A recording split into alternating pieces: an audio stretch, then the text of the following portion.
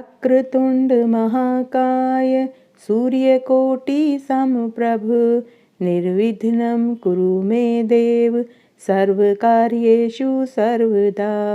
वक्रतुंड महाकाय सूर्यकोटि समप्रभ निर्विघ्नं कुरु मे देव सर्वकार्येषु सर्वदा। राधे राधे, जय श्री कृष्णा। मैं सीमा सिंह आप सभी धर्म प्रेमियों को सादर प्रणाम करती हूँ। आज मैं आपको पौष गणेश चतुर्थी व्रत कथा सुनाने जा रही हूँ। अगर आप पौष मास की गणेश चौथ का व्रत करते हैं तो आपको व्रत पूजा के साथ कहानी भी सुननी चाहिए। इससे व्रत का पूरा फल मिलता है। कहानी सुनने से पहले हमें बोलना चाहिए, सोना की चौकी मोतियों का हार, गणेश जी भगवान मेरे जीव का आधार। यह 5 बार बोलना चाहिए।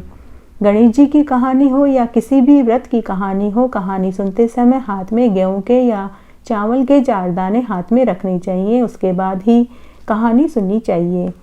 आइए अब हम पौष मास की गणेश चतुर्थी व्रत कथा सुनते हैं।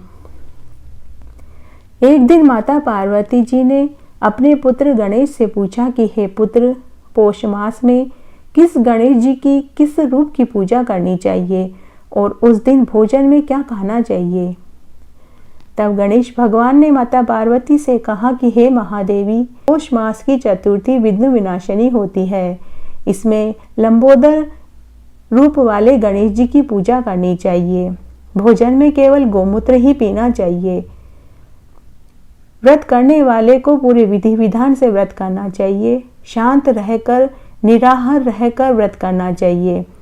व्रत करने वालों को दिन में नहीं सोना चाहिए। ब्रह्मचर्य का पालन करना चाहिए। झूठ, चोरी, परनिंदा से बचना चाहिए। संध्या के समय किसी ब्राह्मण से मेरा पूजन करवाएं। भोग में गाय के दूध से निर्मित खीर और गाय के घी से ही मेरा भोग लगावें। जो मनुष्य ऐसा करता है वह अगले जन्म में प्रतापी राजा बनता है। और रात्रि में चंद्रमा को अर्घ्य देकर व्रत को खोलना चाहिए।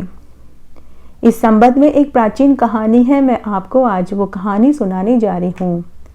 एक बार रावण ने सभी देवताओं को जीत लिया और जीत के मध्य में आकर जब बाली संध्या कर रहा था तो पीछे से जाकर उसे पकड़ लिया। लेकिन बलशाली बाली रावण के कहाँ वश में आने वाला था। बाली ने पलटकर रावण को अपनी कांख में दबा लिया और आकाश मार्ग द्वारा किष्किंधा नगरी में लेकर गया। उस समय बाली का पुत्र अंगद अपने मित्रों के साथ खेल रहा था।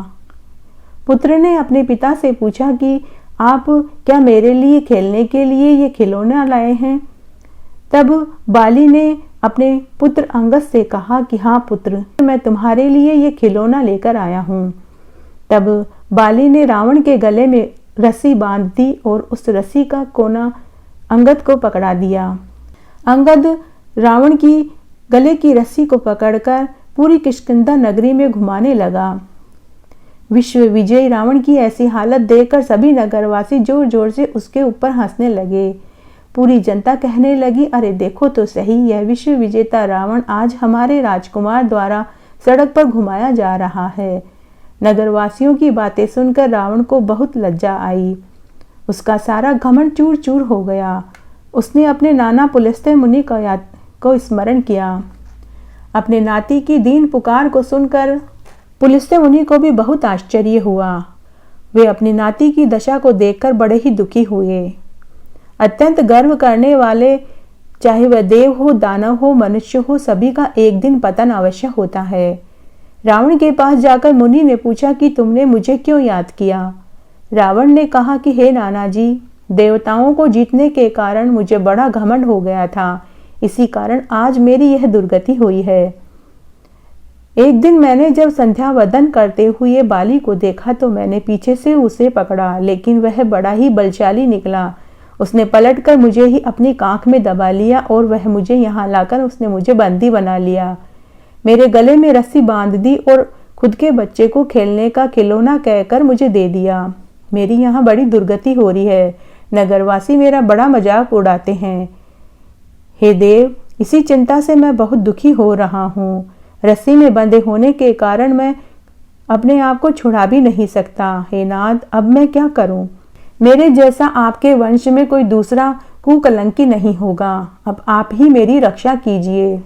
उसके नाना पुलस्त्य जी ने रावण से कहा कि हे रावण, डरने की कोई बात नहीं है, मैं तुम्हें बंधन मुक्त करा दूंगा। यह बाली देवराज इंद्र के वीर्य से उत्पन्न हुआ है और पराक्रम में तुमसे बढ़कर है। इसकी मृत्यु महाराजा दशरथ के पुत्र श्री राम के हाथों होगी। हे राक्षस राज, यदि तुम बाली के बंधन से छूटना चाहते हो तो मेरी बात ध्यान से सुनो। पौष मास की संकट नाशक गणेश जी का व्रत करो। प्राचीन काल में वत्रासुर की हत्या के प्रायश्चित स्वरूप इंद्र ने भी इस व्रत को किया था। अतः तुम भी इस संकट नाशक व्रत को करो, बहुत जल्दी ही तुम्हारा क्लेश भी दूर हो जाएगा। इस प्रकार आदेश देकर पुलस्त्य जी वापस वन में चले गए। इधर रावण ने पौष मास की गणेश चतुर्थी का व्रत किया। इस व्रत के प्रभाव से रावण तत्काल ही बंधन रहित हो गया और सुखपूर्वक अपना राज्य करने लगा। भगवान कृष्ण कहते हैं कि हे युधिष्ठिर, आप भी इस व्रत को कीजिए।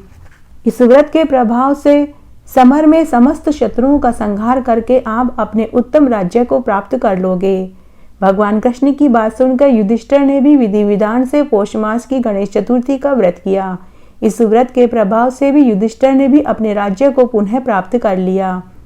घटती हो तो पूरी हो, पूरी हो तो परवान चढ़े, भूले बिसरे नाम तेरे भंडार में भरे। इस तरह आज मैंने आपको पौष मास की गणेश चतुर्थी व्रत कथा सुनाई। आशा करती हूँ यह आपको जरूर पसंद आएगी। मेरे साथ बने रहने के लिए आपका धन्यवाद। आगे की कथा कहानी के लिए भी आप इसी तरह मेरे साथ बने रहें। धन्यवाद।